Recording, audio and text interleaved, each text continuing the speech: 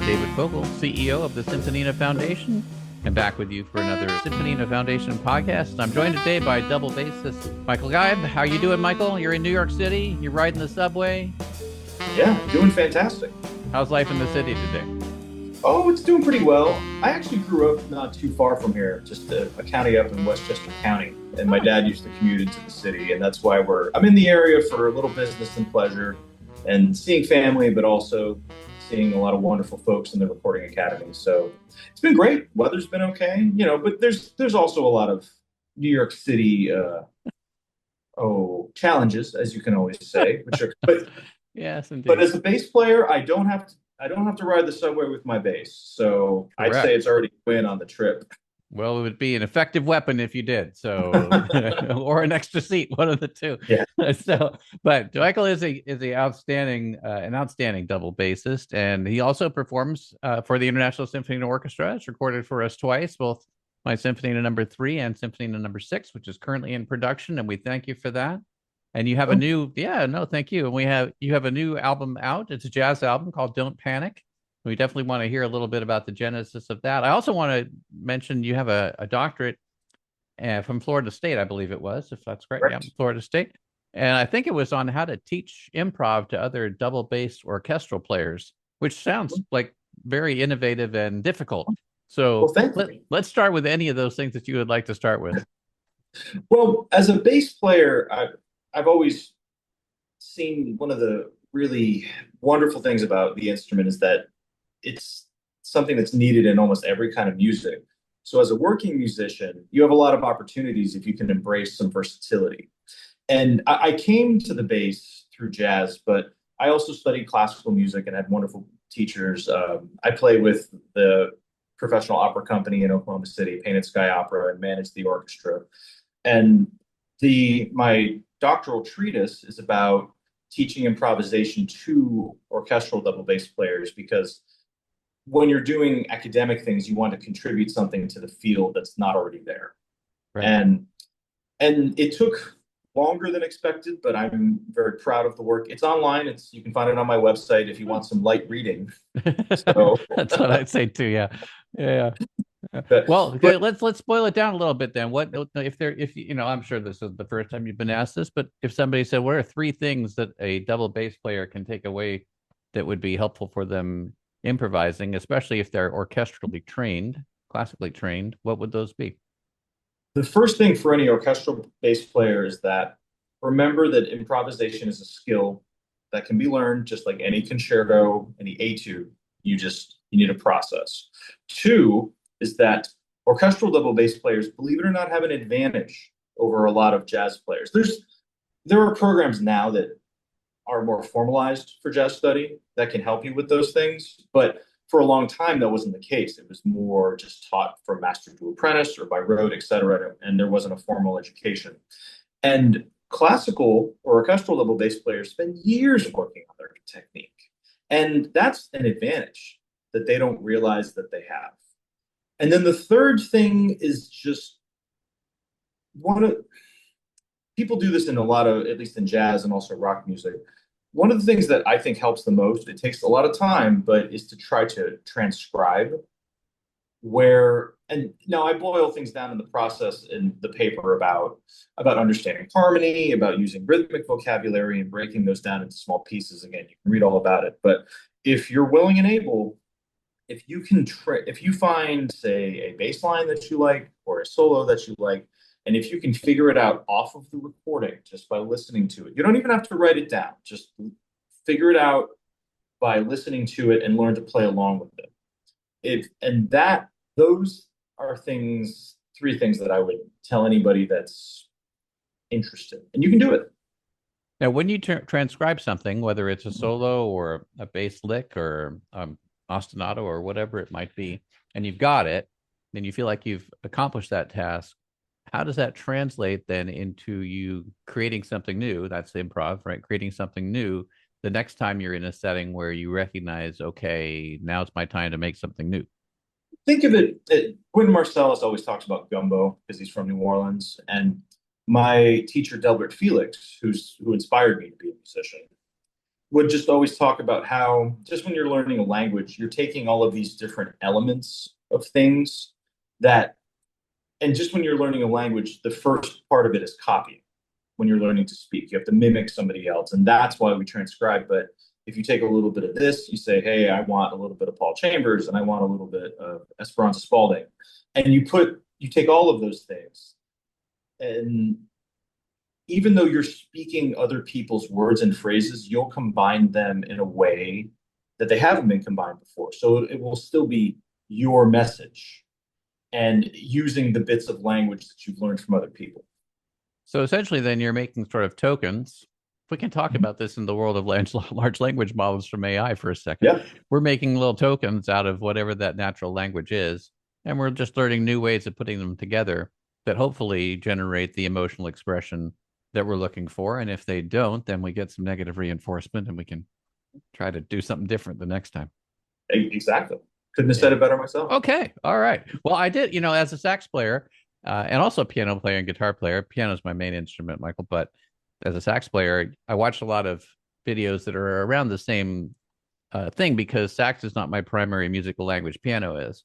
And so I'm always trying to figure out those same things. How can I take this thing and move it with that thing? And how can I get my brain to start thinking in saxophone instead of thinking in piano, which is then translated to saxophone. And by that time, it's too late, because the opportunity for playing that measure is already in the past.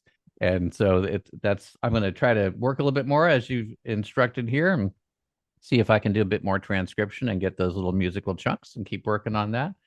I'll bet it translates over to every instrument, not just the double bass. Yeah. Oh, yeah. And piano was actually my first instrument as well, which I should be better at it. But I still, especially in jazz lessons, I actually will usually play a little more piano than I do bass, at least these days. And very good. Yeah. But I think that's something. There's a reason why in music school everyone wants to learn piano. So I mean, learning piano will not hurt you. It'll only help you. So that's advice for all musicians. I think that's true. I totally agree with it. Let's talk about Don't Panic. How'd you get the idea for the title and then the whole jazz album? Oh, sure. Well, remember in 2020 there's this thing that happened. Yeah. Yeah, right. There was something that happened. Yeah. Yeah. Well, and all of a sudden, I'd recorded my first jazz album in 2019, and I hadn't released it yet. And then when the pandemic started, that's when I recorded my classical Dragonetti album, and which is very pedagogical in nature. And then we had a lot of time on our hands. I mean, a lot of time. And I mentioned piano, and we're at home, and even if I was working, teaching online and things like that, I was still at home. So I was just writing a lot of music, and it was a very difficult time for everybody. But I feel very fortunate that I was able to, I have a job working at the university, and was able to work from home. I had that privilege, but it was this weird dichotomy of complacent dread, if that makes sense. But one of the ways that helped me through it was just by writing a lot of new music. And there's a lot of things that I wrote that aren't on the album. That's the very first tune that I wrote. And it was in March 2020, and it was the title track of the album, which is Don't Panic. And all of the music that's on the album was written in 2020, save for the tune Open Spigot that was written in early 2021. And all of it was written at the piano. And that was really the inspiration to it. And what was funny about it was that I wrote all of this music, but yet I still had these other two albums that actually weren't released until 2021, when I started working with Onyx Lane Records. And it was when that record company was founded out of Onyx Lane Music Production. And I'm so grateful to be a part of it. And where the music came together was that the albums were released in 2021. I didn't have a party because it was still, hey, what's happening? Some people were done with the pandemic. Some people were still not comfortable going out. Right. So, and it wasn't until actually early 2023 that I finally had what would be considered an album release party for the other two albums. But rather, at this point, I had all of this new music. And so I partnered with a couple of great local musicians, Trevor Galvin on saxophone and Bill Repovich, who's our percussion professor where I work. And then we had a guest artist named Joe Doubleday, who's a vibes player who lives in New York City and is a Juilliard grad, but he's from Oklahoma originally. Yeah. And we performed a live concert of all of this quarantunes, dare you say, that I had written. And even though the album release party was supposed to be for past works, it ended up being a great workshop for this new music that we'd written. And the band just we had a great vibe, and I'm so grateful for everybody's just beautiful playing. And then about a year later, Joe was back in town for doing some other workshops, and I said, "This is a sign." So, and this would have been April 24, and that's when we sat down and recorded. We didn't release until much later, obviously, but that's when we actually got, after we performed it a bunch, and we got back together, and then here we are now. Yeah, and you were working. It's all great, and boy, their performances and yours are all excellent. I highly encourage everybody to just turn everything else off in your life and go listen to the album. Don't have a phone around. Just go. Don't panic for as long as it takes. Then you can panic after that if you want to, but but for that time, don't. And it's I noted it was produced, engineered, mixed, mastered by Christina Giacona and Patrick Conlon, who we've had as guests and friends of mine. On the show. Just what's their setup when you're going in to record and work with them? Oh, well, and they're dear friends of mine. And I met Patrick. We were playing a gig together at the Lyric Theater of Oklahoma. It was a brand new show called Bernice Bobs Her Hair, which was actually based on the first short story written by F. Scott Fitzgerald. Oh. And the band, we were on stage and we had to wear these white jackets a la very jazz era America. Yeah. Right. And we and where do you find those? Actually, they're not that easy to find. I know it was, well, one time my mother found me a white jacket in a thrift store, which she actually had to mail to me for a gig because it was still cheaper than just going to buy one at a formal wear store. Right. And that's when I met Patrick, and they were doing a lot of recordings for films and other things that would come through Oklahoma City, especially a lot of projects sponsored by the Chickasaw Nation. And so we'd already worked together both playing, and I play in some orchestras with Patrick and Christina, because Christina is a wonderful clarinetist in her own right. Yes. Most people know her as a producer and a recording engineer. But as far as their process, we normally record in the Academy of Contemporary Music, which is in downtown Oklahoma City. But what was funny about this time, that studio space wasn't booked, and Joe couldn't travel with his vibes. Believe it or not, he actually travels on a motorcycle. Wow. Okay. He rode a motorcycle from New York City to Oklahoma City. And just drove can't fit a vibes on a set on a motorcycle. No, can't take it on the subway either, for that matter. Yeah. And not only that, he's a majestic percussion artist. So we had to find a space that we could record and we could accommodate having a vibraphone. Fortunately, the University of Central Oklahoma Jazz Lab, which is affiliated with where I work and is one of our facilities, we had just purchased a new set of vibes, and they happened to be majestic. So there you go. That worked out. That we were lucky, but there were still some challenges because there is a recording space at the Jazz Lab, but we wanted a feel of a live band playing together, so we actually recorded on stage.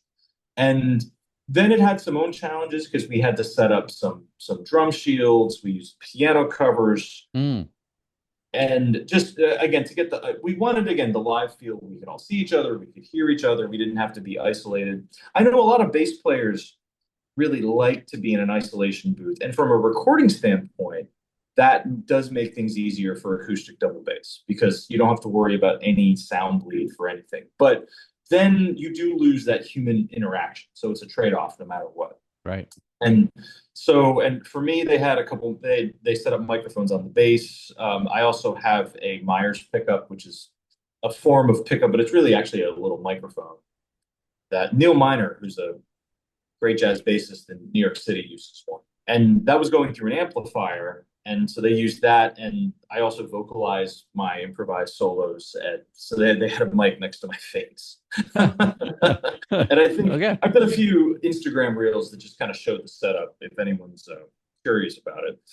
But I'm really grateful that we were able to find the space that we could use that had the vibes and that we could play as though we were almost playing in a live venue, which I think it added to just the human element to the recording.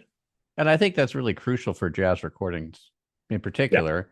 And symphonic too. I guess I don't want to dismiss all the other forms of music where it is important too. But I feel for jazz, when you're playing off of each other, it's a bit more tricky to do that effectively if you can't see the other person. Yeah. If you just can hear them, it's a little trickier. I think there's that nonverbal stuff that comes across that is important. Absolutely. Yeah. When you're still teaching at University of Central Oklahoma? Yeah. Yeah. I just finished year 15. My, oh my. Word on my head. Yeah, There we go.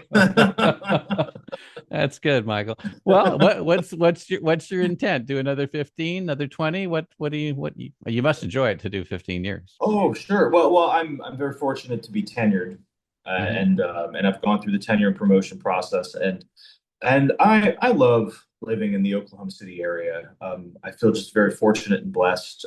I never, again, I told you I grew up in New York, and but I lived in South Carolina and also Florida, and moved to Oklahoma because of the job. Because in the arts, when someone says, "Do you want a full-time job?" you say, "Thank you." Right. You don't usually argue too much. And Right. so, but I've been there for 15 years and met my wife there, and we have a wonderful community. And that's again how I met Patrick and Christina, Right. Wakely, and just all of these wonderful folks that are involved in just doing some fantastic things. And who knows, there might come a time where there could be another type of opportunity, but it's certainly not a scenario where I would be running away from anything just because I have a truly wonderful life in OKC, which is a city that's coming into its own. We just had the Thunder just won a championship. Exactly. I'm not trying to say that too loud amongst all the Knicks fans here in New York. But, Don't get over it. Yeah, and OKC's hosting a couple Olympic events in 2028. Yeah. Which is really fantastic. It's the LA Olympics, but right. The softball in Whitewater Rapids, they're actually hosting those events in Oklahoma City. I did not know that. That's good. Yeah. Yeah. And it's, and so there's just a lot of, it's not always the first place people would think of, but the weather can be a little nutty. But other than that, it's been a wonderful place to live. As you've done this 15 years of teaching, what have you noticed most that's changed from the time that you started to now? Oh, goodness. Are you asking about the students? Yeah, or the students, the students, or how they relate to you, how you relate to them, what advice you would give them as they're going on their professional careers, anything like that. Put the phone away. Anyway, well, yeah, but besides that, it's a family show, Michael. Yeah. Or it's intended to be anyway. Yeah, sure. Well, what was interesting when I first started teaching, I wasn't that much older than some of my college students. So that, on the one hand, I could develop a certain level of trust with them because they saw me in many ways as a peer. But I think one of the most difficult things for students now, and this was true when I started teaching, but it's even more true now, it's that we just live in a world of distraction. And music, learning to play a musical instrument at the highest level or sing at the highest level is something, the process for doing that has not changed very much in half a millennium. There's slow practice with a metronome. And yes, we have technology, especially being able to record ourselves, that helps, right? But it's the act of learning to do it hasn't changed that much. And I feel like the students, especially the middle schoolers that are coming through, it's even more difficult for them. And it's not their fault, right? It's the world, it's the phones, the screens, and the iPad, and the internet, and and all that, which has brought us some wonderful new advantages to our lifestyles. But when it comes to learning an instrument, the anyway, uh, the most difficult thing is learning students to turn off distractions, I think. And that's where even though I sound like a hypocrite because I scanned all of my music, especially for teaching, so I can access it via the cloud and I can teach from an iPad, whether I'm, at our private studio or at the jazz lab or anywhere. So, and that's great. But for students that are learning, sometimes just plain old paper with a metronome that's not on the phone is the best way. So you can learn to have that deep focus.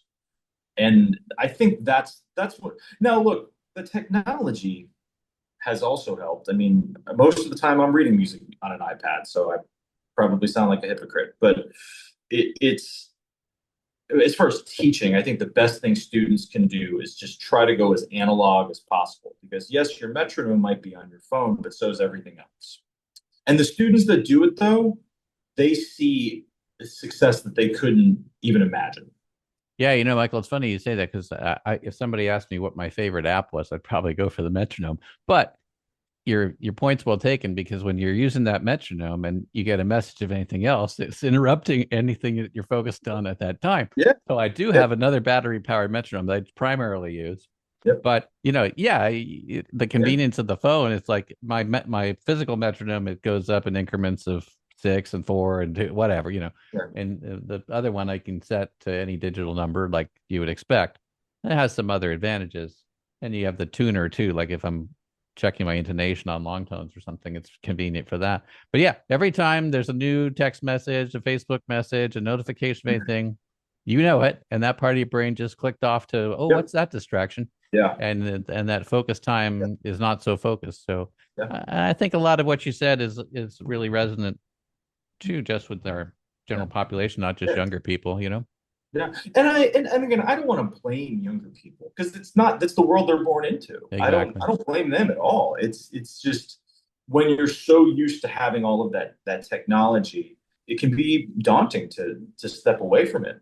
But I think especially when learning in the early stages of learning, that's the best time. And then once you're comfortable, I mean, having an iPad for music reading, like playing in an opera or a musical, not having to have a stand light, not having you can have all of your make sure the iPad's charged. But there's so many advantages. You don't have to worry about turning pages if you get a foot pedal, and you can have a library of stuff. I know it seems like pretty much all the collaborative pianists I know pretty much use iPads because they don't have to carry around the big bag of scores. That's what I used to do. I played 16 years at a local hotel here in San Diego. I would bring every book I could just in case somebody asked me for something I didn't know. Yep. So the tech has advantages, but just when you're learning, it's just learning to have that deep focus, I think, and it's something that both my wife's a cellist and that's something that we really stress with our students. And the ones that listen are able to accomplish their goals. So I guess that's part of the 40 hours a day of practice. We have to practice our focus as well as the notes that we're doing because it's a skill, right? It's a skill to be able to block other things out and be patient with yourself and know that it's okay. That phone will be there when you're done.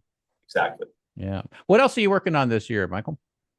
On the editorial board for the American String Teacher Journal, and I'm really excited about that. I had an article published last year in the American String Teacher and had a follow-up in the International Society of Bassists magazine. Nice. And again, those are more academic things in nature. For sure. Yeah. And I mentioned I'm the orchestra manager for the Painted Sky Opera, and we have our next production is Magic Flute, an oldie but a goodie. But we're doing a new opera called Proving Up in September and October, and that's going to be really wonderful. And I just found out that I had a grant approved for actually a classical recording project of Hofmeister quartets, where it's in.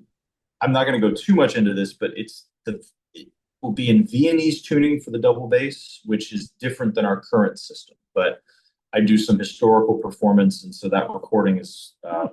I'm looking forward to that type of project. But I literally just found out this morning that the big grant that I needed to do this actually got approved. Well, congratulations. Well, thank you. And I'm excited. And so now just getting the ball rolling on that project, which I'm really excited about.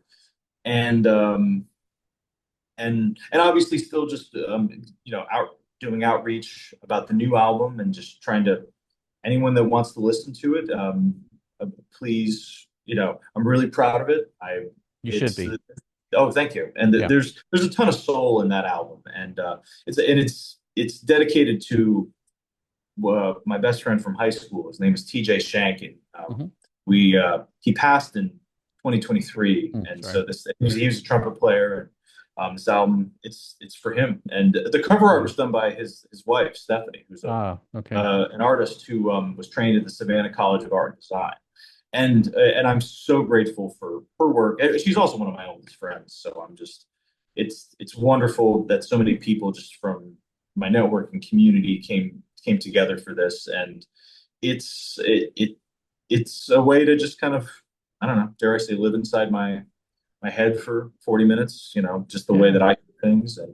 And I'm so grateful for Bill, Trevor, and Joe and Patrick for their beautiful playing, and Patrick and Christina for all the work they did with mixing, mastering, producing. And so I don't know, but our musical lives are just they're a juggling act for sure, right? We're just still obviously teaching, because I have a private studio as well as a collegiate studio, and just trying to keep up with everything that I can. And I always say in the arts, if you're not busy, you're starving. So there you go.